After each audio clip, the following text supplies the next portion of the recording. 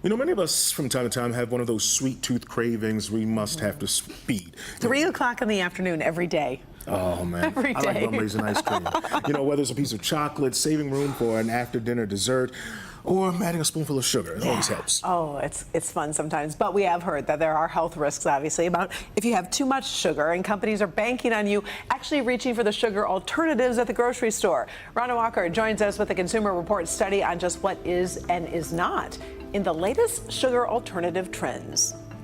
Trends is actually a really good word to describe it because there are so many sugar alternatives on the market right now. Agave nectar, coconut sugar, date sugar, claiming to be healthier and more natural. But are they really better for you? They do provide some nutritional value, but very minimal. And we got to keep in mind it's still sugar. But things like agave sugar, it is a little sweeter, so that means you could use a little less in your coffee, which could be beneficial. Ashley Carnahan is a dietitian at Henry Ford Health, and I'm going to have more with her in a moment. But first, Consumer Reports study results on these sugar alternatives. Scrolling down the baking aisle at the grocery store and alongside staples like standard flour and sugar, you're likely to find a variety of different sweeteners claiming to be healthier and natural alternatives to white table sugar. Sugars that are truly natural and unprocessed come from fruits and vegetables and are intact within the food. Sugars that are added to foods like cane sugar, brown rice syrup, coconut sugar are all processed to some degree. Coconut sugar, for example, is made from the sap of coconut palm trees. It contains some vitamins and antioxidants, but not in any significant amounts. Agave nectar contains vitamin C and B, but to really benefit from these nutrients, you'd need to eat a lot more than is recommended.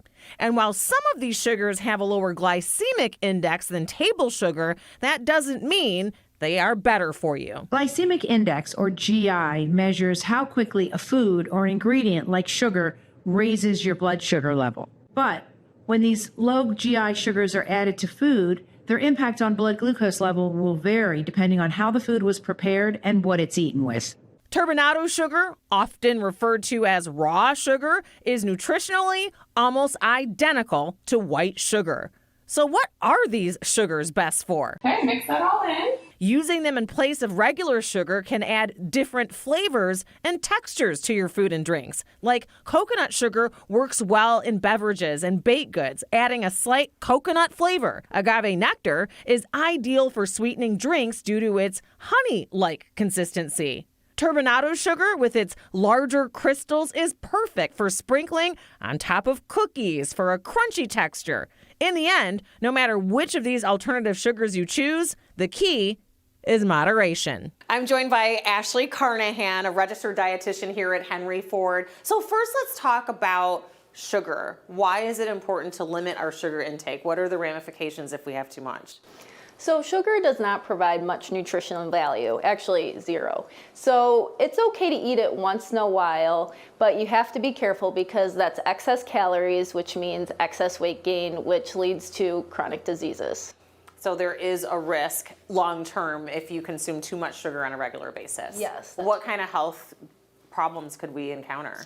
Diabetes, heart disease, of course being overweight, and then it could lead to what we call metabolic syndrome, which is a whole host of those chronic diseases. Is there a sweet spot when it comes to how much sugar we should be consuming per day, per meal? Try to look at the total sugar on that label. Try to reach that 7-gram mark or lower, and that total added sugar is key. Okay, so 7 grams is the magic number. Anything over that, we're probably consuming too much for that one particular meal item. Yes. Everything is okay in moderation, right? So it'd be unrealistic to say never eat a piece of cake or have a cookie.